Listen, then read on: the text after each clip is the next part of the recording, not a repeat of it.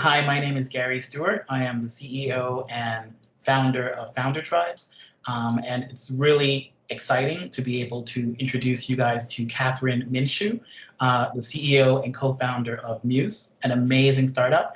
Congratulations, first of all, on the round. I read that you just announced that you closed a $3 million round just this week. And that you've raised a total now of about $29 million, which I think is like amazing. But before we get into that, maybe you want to introduce yourself to the audience. If you can give us like your 1 minute pitch that allowed you to raise so much money, as well as kind of help us to get a sense as to who you are as Catherine. Perfect. So yeah, thank you so much for having me. I'm really excited to be here because I love the topic of fundraising. It has been quite the journey. The Muse has actually raised more than $40 million, but Wow. we haven't announced all of it publicly. So we can talk a little bit about the different phases of the fundraising journey. But first of all, what is the Muse? It's a values-based hiring and job search platform. So we have roughly kind of 7 million people every single month that come to themuse.com to search for jobs, research companies, and explore career paths and kind of career advice based on their unique professional needs. And so we connect them then with employers, opportunities based on those companies' values, their employee experience. Like, what is it actually like to work there? And I started the Muse, frankly, based on my own experiences, having this very eclectic, winding career path. So my family moved to the Washington, D.C. area when I was about 12. And very, very quickly, I became fascinated with international relations, State Department, CIA as like a potential career path. I mean, it's so embarrassing now to look back, but I was also really influenced by the television show Alias. If anybody watching remembers, Yes, yes, yes. big in the late 90s, early 2000s. And, I'm like, that's me. I'm going to do that. So I thought for all of high school and college that I kind of had a lot of my career figured out. And really luckily, in 2007, I had the chance to work at a US embassy in the regional security office in Nicosia, Cyprus. It was a fascinating experience. I learned a ton. I have great stories, but I suddenly realized, like, oh my God, this is not at all what I thought this career path was like. And I moved back to the US. I worked for McKinsey and Company for 2 years. But similarly at McKinsey, I was like, this isn't really what I thought it was either. And I was looking on all these job search sites, Monster, Indeed, et cetera, trying to figure out, like, what did I want to do with my own career? At one point, I moved to Kigali, Rwanda, and worked on vaccine introduction. So I've done all these kind of eclectic things, but it's been part of this narrative, like, how do I figure out what I actually want to do with my life? And I was so frustrated by existing tools that I started a blog with some friends to help other women in their 20s navigate their career. And I started to realize, like, this is actually much bigger than a side project. There is a massive financial opportunity in helping people build a career that aligns with their values at organizations that are a good fit, and then helping those companies hire people who are actually going to stay and be successful.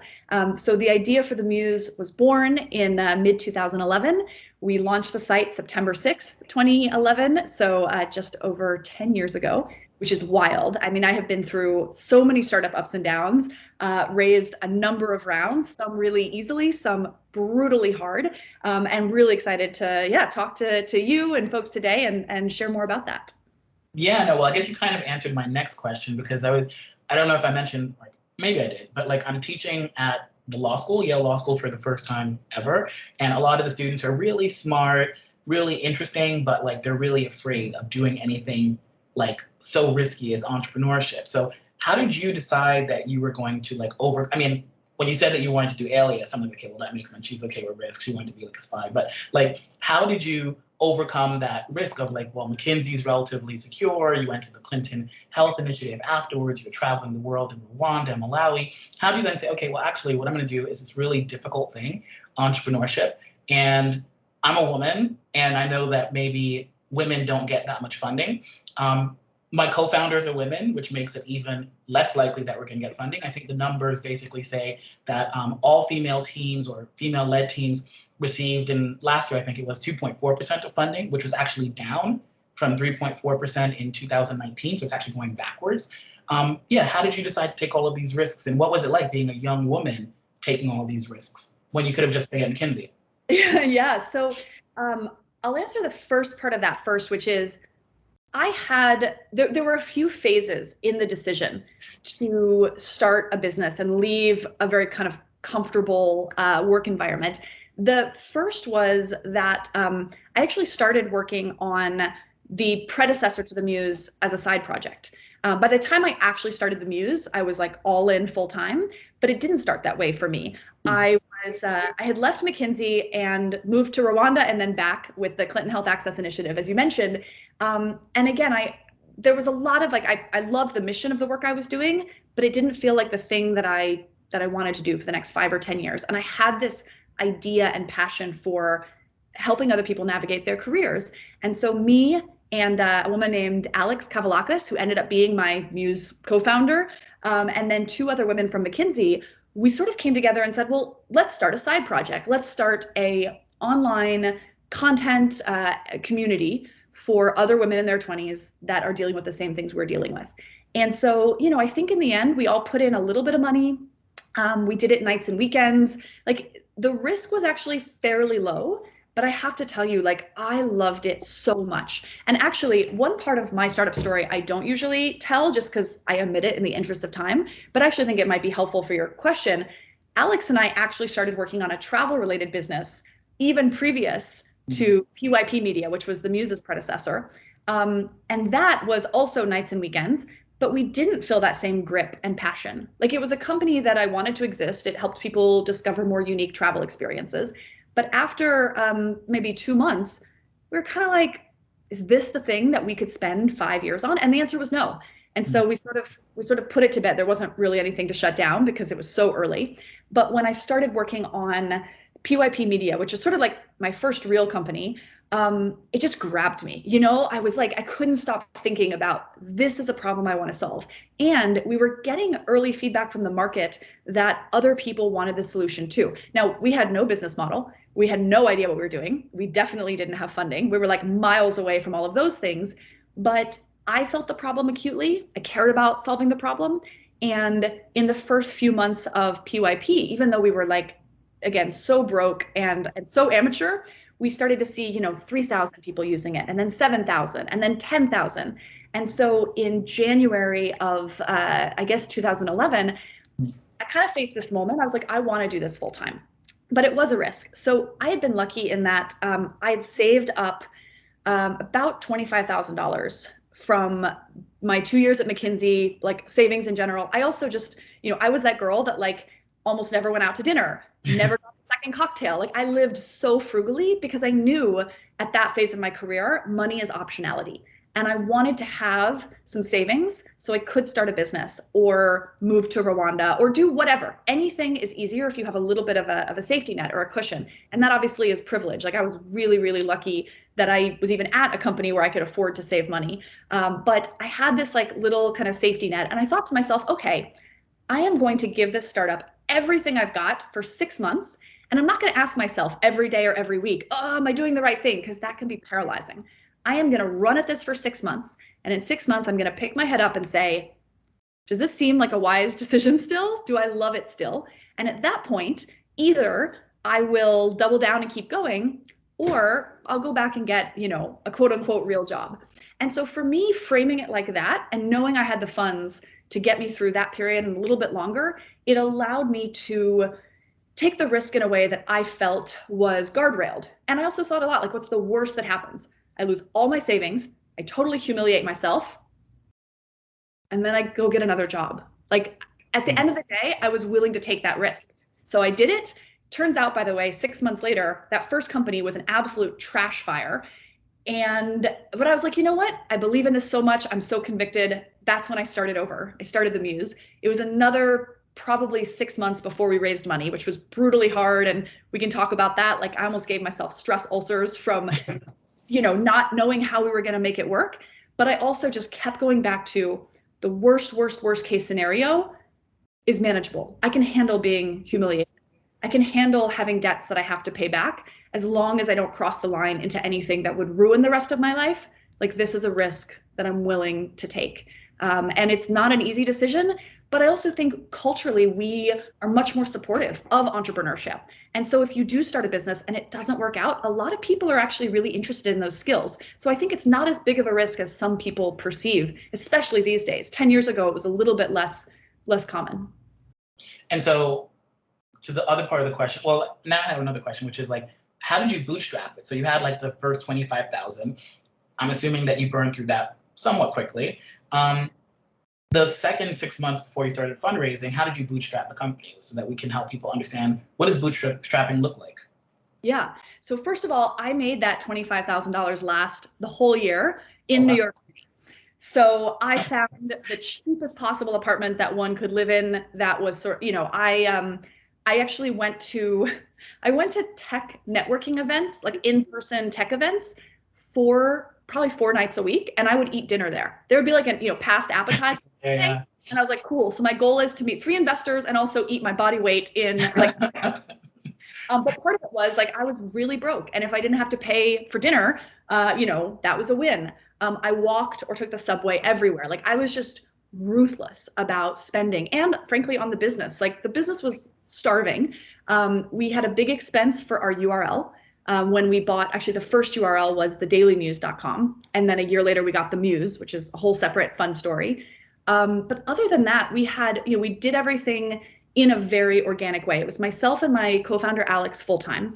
We had a third co-founder, Melissa, who was part-time with us and part-time doing a PhD in cancer biology at CSF. But that was still really important because she was a huge part of getting the business off the ground. Then we had one employee who was paid out of my paycheck. One way that bootstrapping, that I handled this was we agreed on a salary for Adrian, who's our first employee. But on top of that, I said, when we raise funding, I will give you this amount in addition for every month that you've worked. So she was guaranteed like a base salary, and it was really low. I think it was like $3,000 a month, but it was coming out of my bank account, which at that point was like the bare, the dregs. And I think it wasn't huge, but it was like another $2,000 or $3,000 that if and when we raised funding, she would be owed.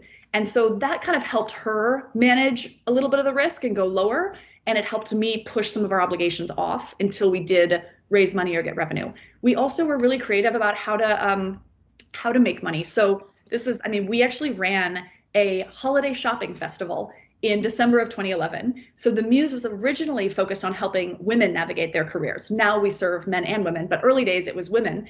And so I don't even remember why we came up with this idea, but we ran a festival where we brought in hundreds of women to shop products from female-founded companies, and they could learn about jobs at female-founded businesses. And we made like $3,000, which immediately we used for business essentials. We also we tried to think how do we get revenue very quickly. Our first customer ever was Uber. We approached them with a deal that was really, really low upfront, but they had a high success fee attached if we were successful at helping them hire somebody off of the Muse.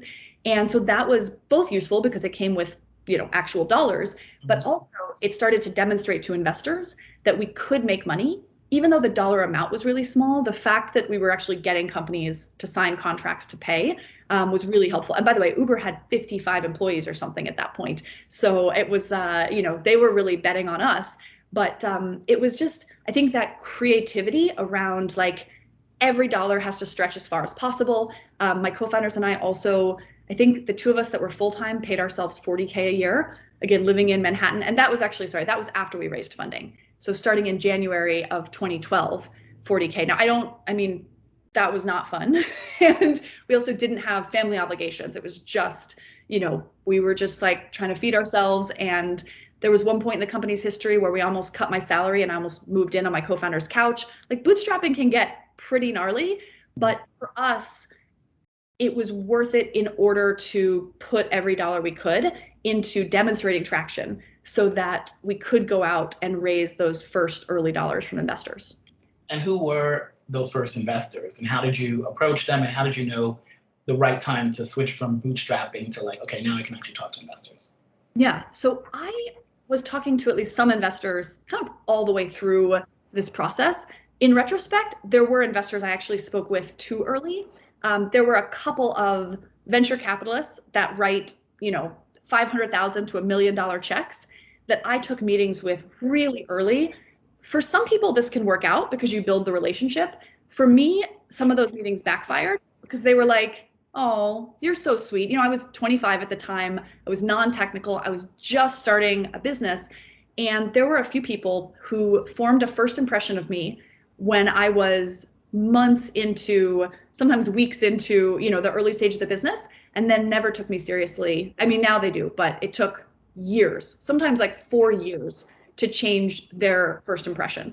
So and I think, by the way, for non-traditional founders with something other than a like classic, you know, hoodie wearing Stanford dropout, I personally think the risk of that is higher. So I started to get smarter around who are friendlies, who are investors that have a track record of backing people like me or mentoring founders.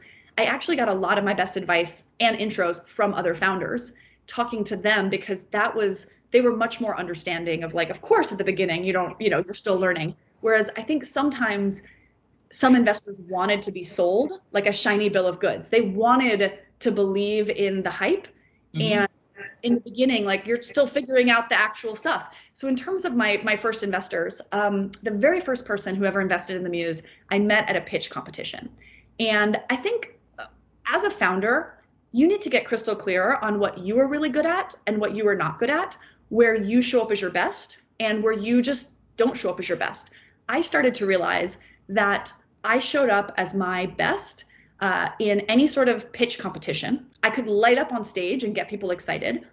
I showed up okay in an office meeting, and I showed up at my worst in coffee shop meetings because I was really sweet and I had, been sort of raised to be really kind. And so if I met an investor in a coffee shop, he'd be like, "Oh, hi, how are you? Do you want something? Oh, sure." Like, there was all this small talk. And by the time we sat down, half the time they'd already decided, like, this girl's young, she smiles too much, she's not, aggressive, ambitious. Again, there's all sorts of stereotypes I had to contend with, and we'll talk about that in a second.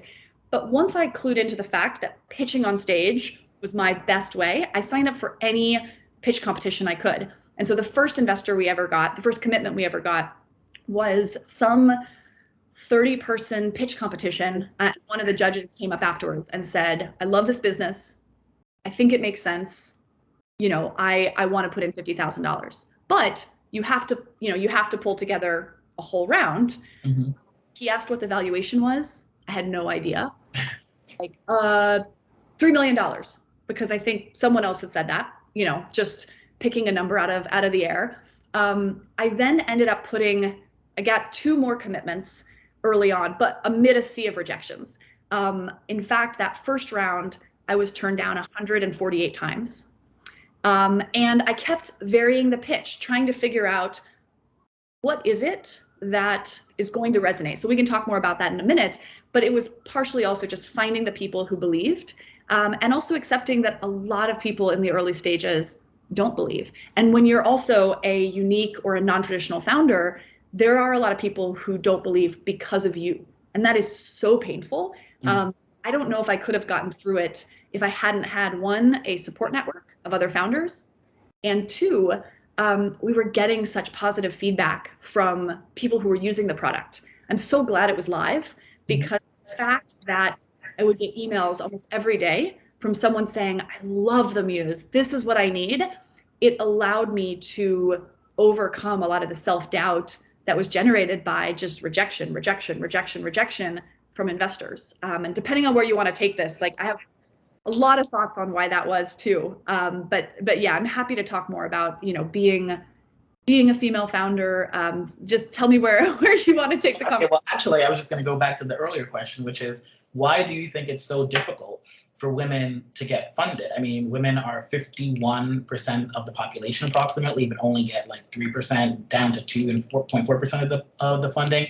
What's going on?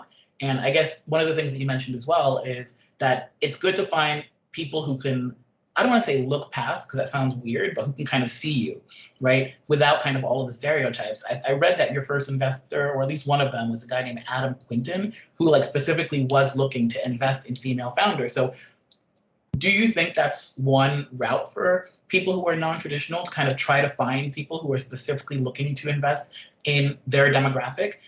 Yeah, so tell us a little bit about kind of your experience. Why do you think the numbers are so terrible? And is one strategy to kind of focus on people who are specifically looking to be part of the solution? Yeah. So there have been, reams of research done on why the numbers are so bad. And a few of the things that have come out, and things that kind of resonate in my own personal experience.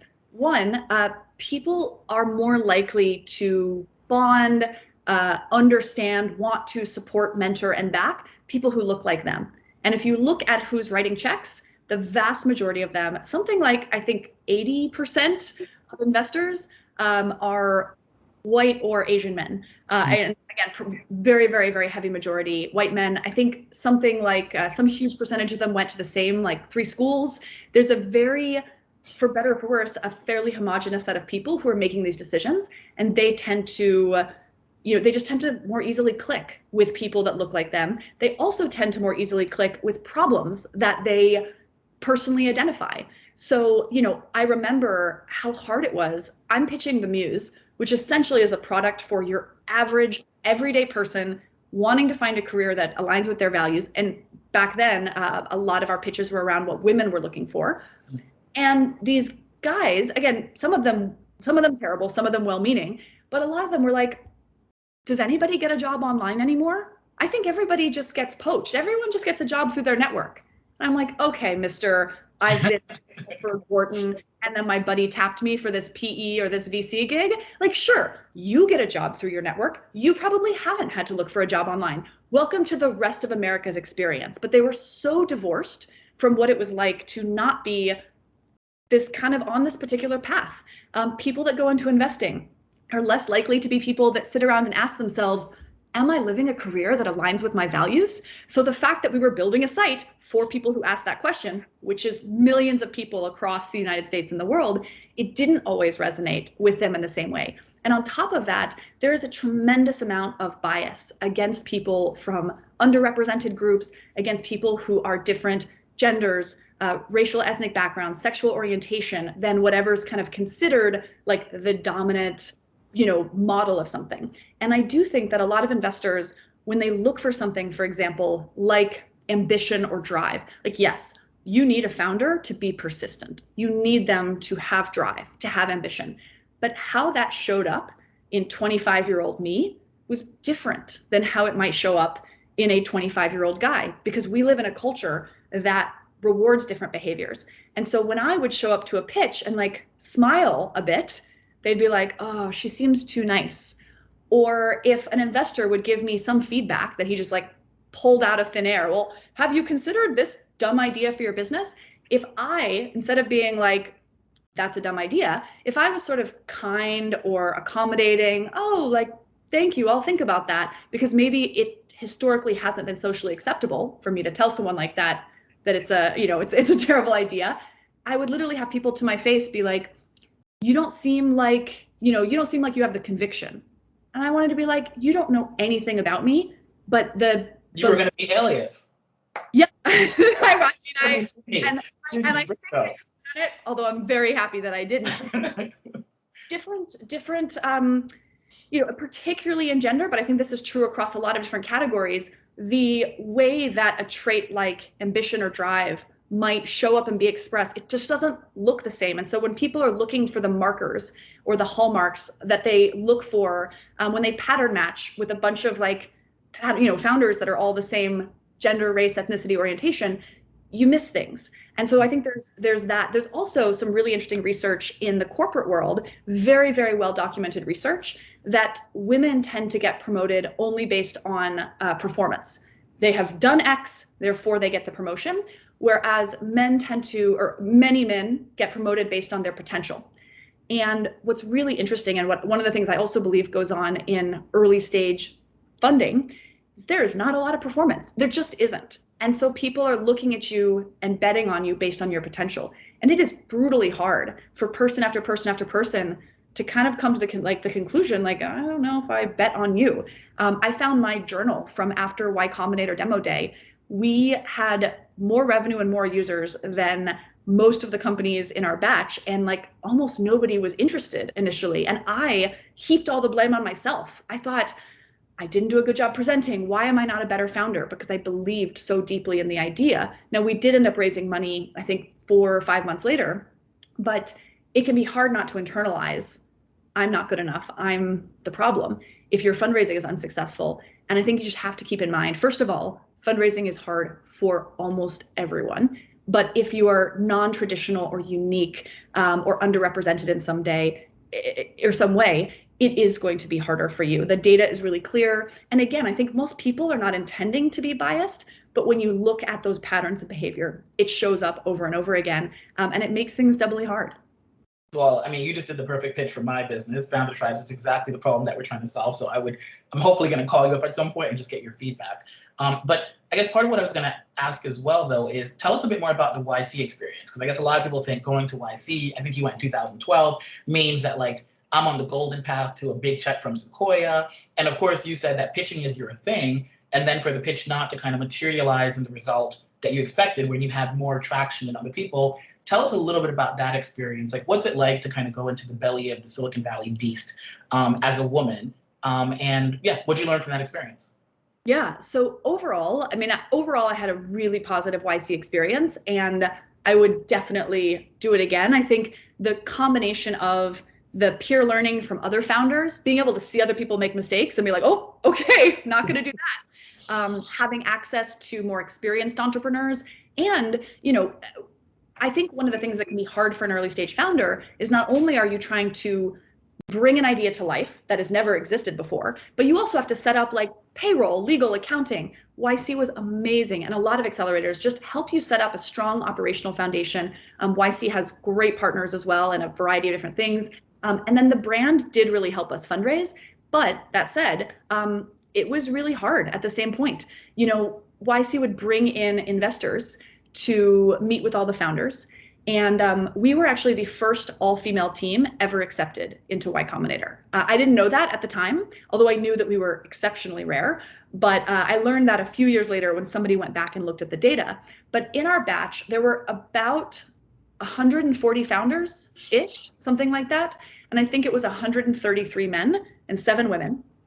3 of the 7 women were the Muse, and the other 4 were all on teams with 2 to 4 other men. And I do think that there's a big difference in investor perceptions with an all-female team versus mixed gender. I have had multiple investors tell me, or I mean, not anymore, but early on, you should probably add a man to your founding team, and I think it would help you with fundraising. Which I was like, thank you for that useful and and honestly, some of those people, like, they meant it well. It probably would have. I just wasn't going to do that because it wasn't right for our business. But I would say when these investors were brought in by YC, some of them were really open-minded, really thoughtful. I also met with people that I could tell they looked at me and they judged me in the first half second. And it's really demoralizing, especially when I think we did earn the respect of other startups in our batch. We were executing, we were growing, we were really, really thoughtful about our user, and the product was working.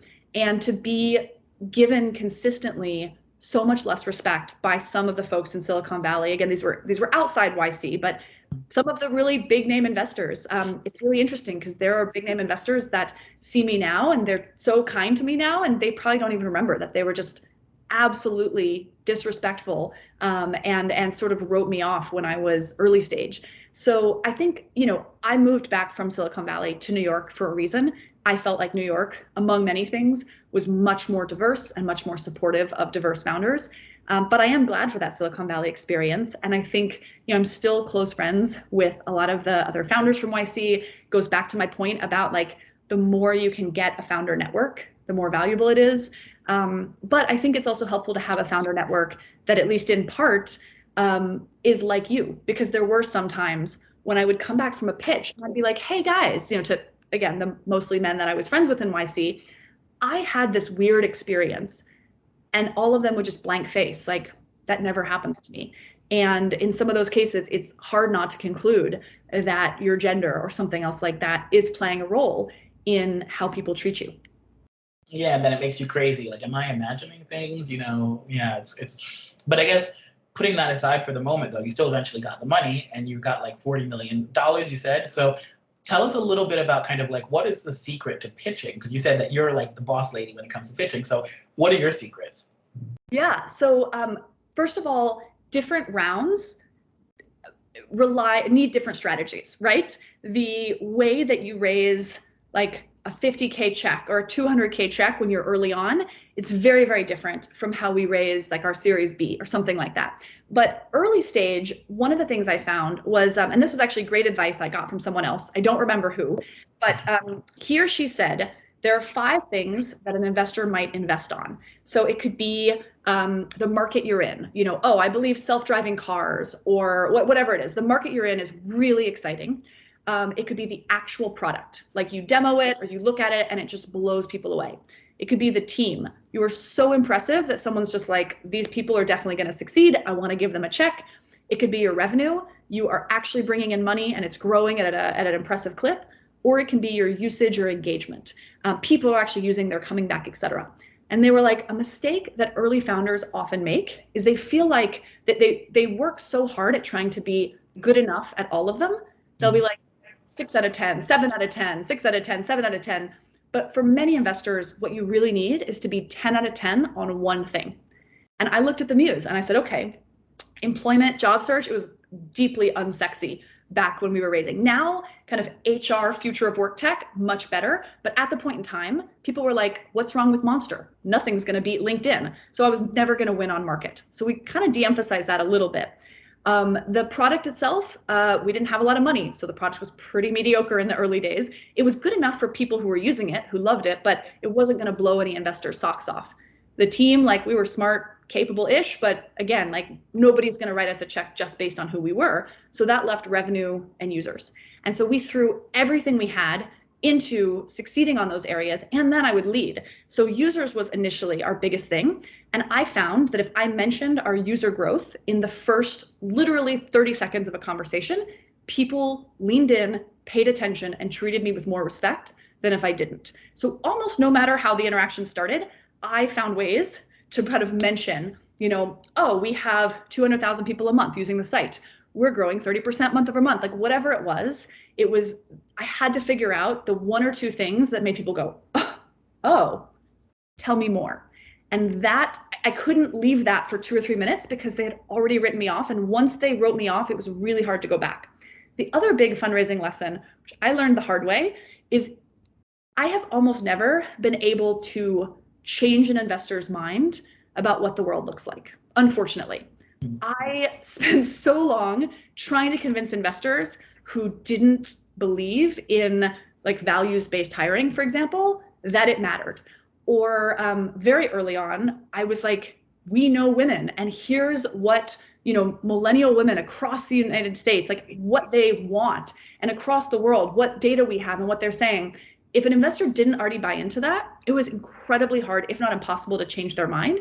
So one of the things that ended up making me really successful for our Series A is I figured out what was a story they already believe about the world and how does the Muse make sense within that context. Mm-hmm. So by that point, we had opened up the Muse to serve both men and women. Most of our users were under 35. And so I went from pre-Series A, this nuanced pitch that really articulated like a vision for the world. It was very specific. Turns out like we were right, but most people didn't buy in. They didn't believe it. My Series A pitch was millennials are taking over the world. Millennials like pictures, Instagram. Millennials like personalization, Spotify, Pandora. I forget. They're like, millennials love brands. Bam, bam, bam. We are career for millennials.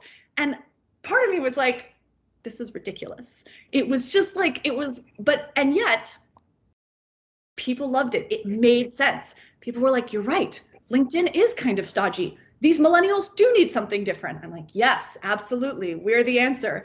And so, it was like night and day when I started figuring out how to tell our story in a way that fit within something people already believed. And then finally, it's a painful thing to say to early stage startups, but traction does cure most problems. Mm-hmm. So for us, when we truly started growing, when we started being able to demonstrate that either users or revenue was on a really good upward trajectory, that really helped. And then actually one more thing I just remembered, Also being really strategic about being able to get someone with some expertise in your area to invest is very, very helpful. There was an early round we did where we had a very seasoned kind of job search executive who invested, and Tyra Banks invested. How did you get Tyra? That story in 1 second, but essentially what was so interesting is for all new investors that I pitched after, like half of them were like, oh, Chris Hermanson, the former CEO of Monster UK invested? That's very interesting. I might invest. And the other half were like, Tyra Banks invested? That's very interesting. I might invest. And there were a lot of people who just kind of felt more comfortable coming in. I think this was like our second seed round, which probably you would rename it if we were doing it these days. So the Tyra story is, I'll give you the abbreviated version. I had met, I think actually I spoke at South by Southwest. Another thing I learned about myself during this journey was that when I found opportunities to be on stage, people would bring the Muse business opportunities. And so even though some people would say, don't waste your time speaking or going to conferences, for me, it tended to be really valuable. And so I was on stage at South by Southwest. Afterwards, a guy came up to me and said, hey, I work in LA and talent agencies. I'm thinking about connecting startups and celebrities who are interested in investing. A mentor that I really trusted at the time was like, don't waste time with that. People like that always waste your time. They never have value. But I thought this guy he had like something. And also, I like people. It was interesting. So we kept in touch. And, a year, 2 years later, he sends me an email. Hey, I was just chatting with Tyra Banks. She's interested in backing female-founded startups. Are you interested in a meeting? And I was like, yeah, for sure. And it was actually a very tiny check in the scheme of things, but her support was so valuable. And I was, again, I think it sort of gave other people confidence that we could build a coalition around the Muse. And that was a big way we survived, like 2014. So going back to the market question just a little bit, one of the things, because again, this like my startup, one of the big questions we have is, do we say that we're focusing on underrepresented founders when we know that a lot of the people who will be receiving the investment deck don't really care that much about it, even if they say they do. So then you kind of make it like a generic pitch, which is like, we're helping all founders. How did you come to that decision? I mean, because did you find that pitching at the beginning, like we're helping women, even though that's a very large and underserved demographic, wasn't as successful as just saying, we're doing millennials, where they don't feel like, oh my God, that's kind of like a charity thing. But millennials seem like an opportunity, whereas women seem like charity. So how does that play out? And then what would your advice be to founders who are trying to target underserved communities that have very specific demographic traits that may or may not align with what kind of, the white men in power kind of identify with? Yeah. Such a good question and such a hard one for me to answer, because I have wondered so many times, if we had stayed focused just on women, what would have happened? I don't know. The reason that we opened up and we went from focusing on women to all genders, it really was both of those things. Part of it was that it was incredibly hard to raise investor capital for a product that was focused on women in 2011 and 2012. People said things to me like, what are you going to do when all your users have babies? I get why women on the coast, like a New York woman, would want this kind of job search career product, but like, do you really think that there's a market for your community outside the coast? I was like, oh yeah, in fact, women all over the world would like jobs. There was so much sexism in people's perception of who women as a market were, which again is ludicrous because it's over half of the world's population, what they wanted. Unfortunately, there were a number of men who were using their wives as a proxy for all women. And, no shade to anyone's life choices, but someone who has been living in, a kind of suburb of a major big city, stay at home for 20 years, they're going to have different preferences, lifestyle, et cetera, than the people we were targeting. So I definitely look back and I feel like part of the switch was that it just became very clear to me we would have more success gaining backing if we moved. At the same time, there was also this sense that, I have a younger brother who's like the most amazing. And I wanted him to be able to benefit, especially as we started thinking about really cool products that helped people figure out what a company's culture, values, workplace was like. That's not limited to a gender. We had men that were among the earliest users of the Muse, even when it was for women, who were like, hey, I know maybe I'm not supposed to be here, but I just find this so valuable and so, it's helping me, and I hope it's okay with you if I stay on the email list, if I keep coming to the site. And I tend to also be very like inclusion focused. So I'm like, of course, if it's valuable for you, sure. We had an agonizing debate inside the Muse when we decided to open it up. I still think that women and also just underrepresented individuals in general are like the heart and soul of our business. I want to use the Muse to build a more equitable workplace. But we were a few years early to the trend, but like turns out there is massive amount of money now being poured into female focused products, because guess what? It's a giant market. Yeah. And so, could we have raised that early money if we hadn't opened up? I'm honestly not sure. I think that I think we felt intense pressure to serve a market that the most investors felt was bigger. Again, I don't actually think that millennials is bigger than women, but that was hard to change people's ideas of how the world works. But I do wonder, like, what would have happened, and would we be, what kind of company would we be if we hadn't, or if we had waited or something. So it's tough. I think for founders out there who are listening, if your product really makes sense for a certain demo, I would say like you've got to hold true to your gut. One piece of advice someone gave me just in general that I have gone back to time and time again as a founder is that other people are going to give you their opinions on what you should do nonstop. And some of those opinions are really thoughtful based on experience. And some of them are just pulled out of their, thin air. And firstly, I would say, is the person giving you the opinion, are they from the demo that you're targeting, or do they have a particular lens on or perspective on the problem you're trying to solve? If so, like maybe take that a little bit more seriously. But also, if you follow what someone else says and you fail, how will you feel? Versus if you follow what your gut says and what you want to do and it doesn't work out.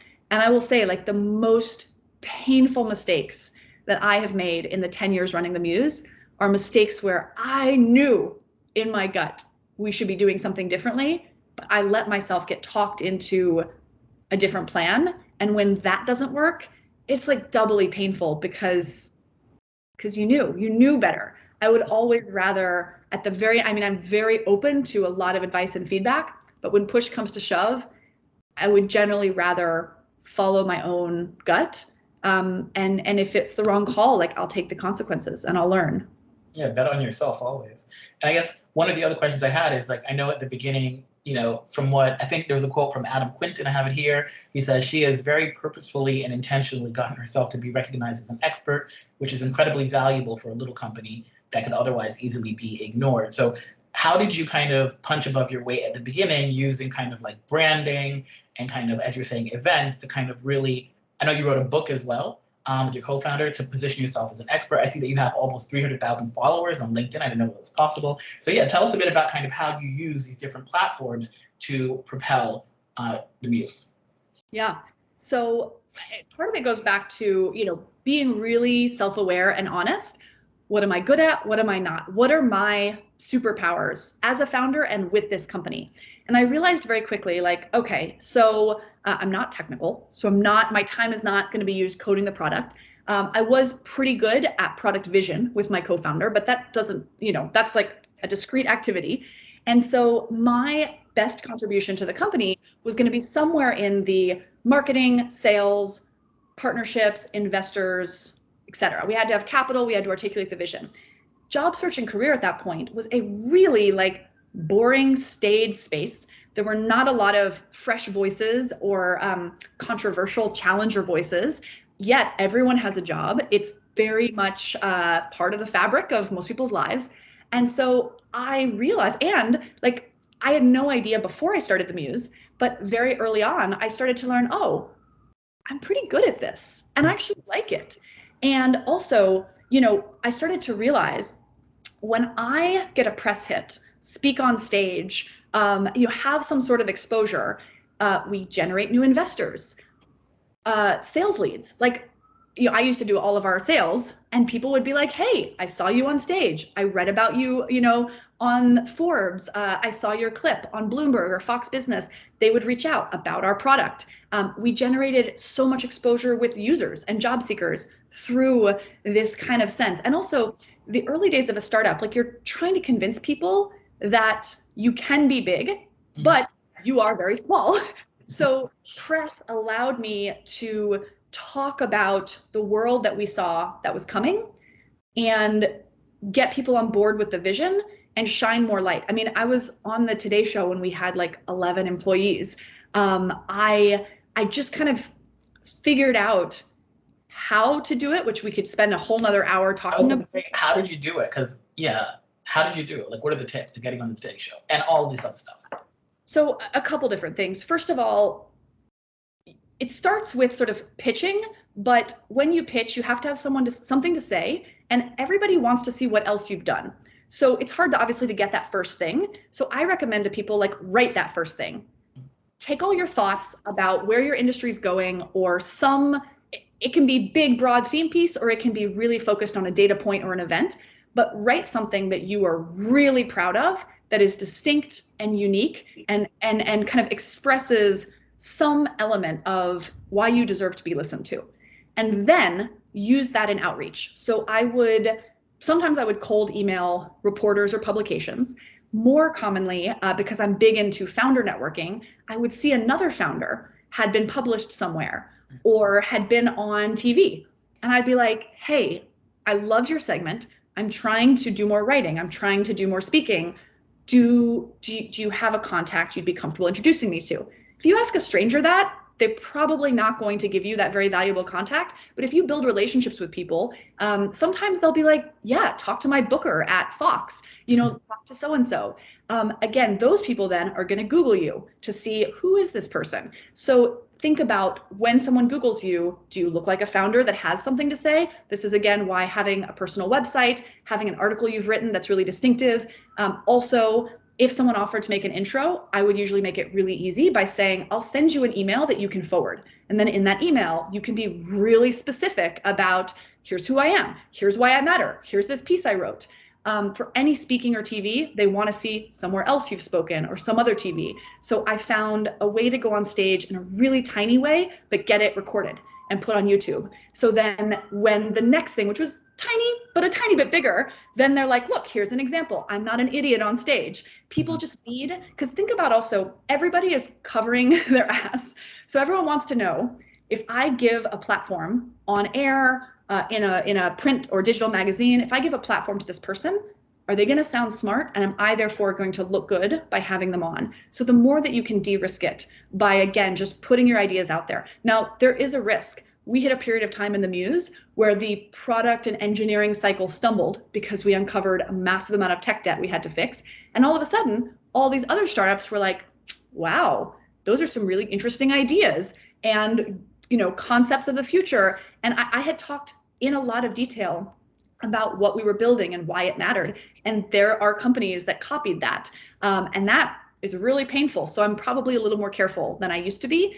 But at the same time, it's risk reward. We would not have gotten that exposure if I hadn't been so willing to be specific. And so I think sometimes you got to decide, like, is this a risk you're willing to take? There's no easy answers in starting a business. Everything is gray. And so you kind of have to accept, like, and again, by the way, not all startups need a lot of press. Many, many successful startups never get press for a long time. But for the Muse, for me, one, everyone job searches. So press tends to help us get users, and a lot of people hire. But also, we were small. It was really struggling to get people to invest.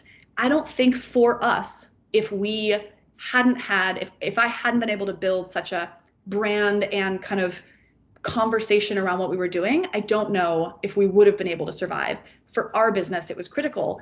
But again, as a founder, like, don't do something just because I told you it worked for me. Think about, like, is this what I think my business runs? And also, I think you will never get as much mileage trying to be someone else's idea of a good founder as your own. Like, there were people that told me, you need to stop doing all this. You need to focus internally on operations. I actually did that for 2 years. I think it was a terrible mistake because for me, spending a good chunk of my time kind of building the brand is very valuable for the business that I run. But again, it's a combination of like, what is your business need and value? What are you good at? And what are you energized by bringing to the table? And the more you can operate in that sweet spot, the better. When you're kind of trying to be somebody else because you think it's the way to win, that's usually exhausting, frequently demoralizing, and rarely successful. Well, I mean, we've run out of time. I think that's a really amazing way to end it. Just be yourself and bet on yourself. I mean, this has been an amazing chat. Thank you so much. I was going to say, what's next for the Muse? If I can just ask one last question. I mean, you've raised now $40 million. You know, all these haters and doubters have been proven wrong. You know, you stuck with it for 10 years, which I think is awesome. What's next? Yeah, well, you know what's fascinating is like COVID, while short term, it was really hard for startups that make money off of hiring solutions and employers that recruit, which we do.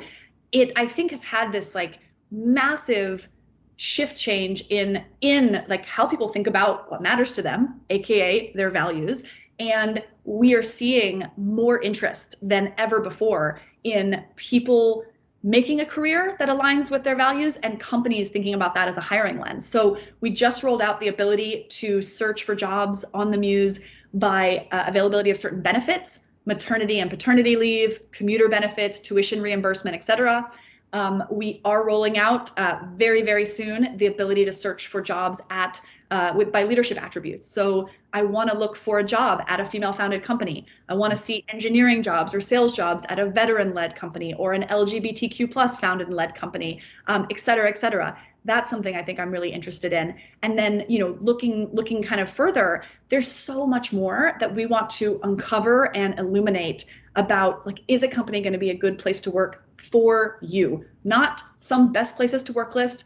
Cool. I think that's as useful as like the best people to marry in a certain geography. Like, what does that even mean? It's what are you looking for? What matters to you? So we are really kind of investing in this sort of values-based matching. I think the time has never been more ripe for it.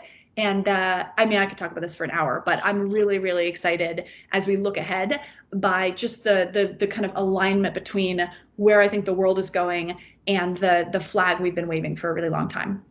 Well, thank you so much for this chat, Catherine. I think I've learned a lot of tips that I'm going to take away from this. So, like, congratulations on all you've achieved. You're an inspiration, and I'm so happy that you succeeded and proved all of these people wrong.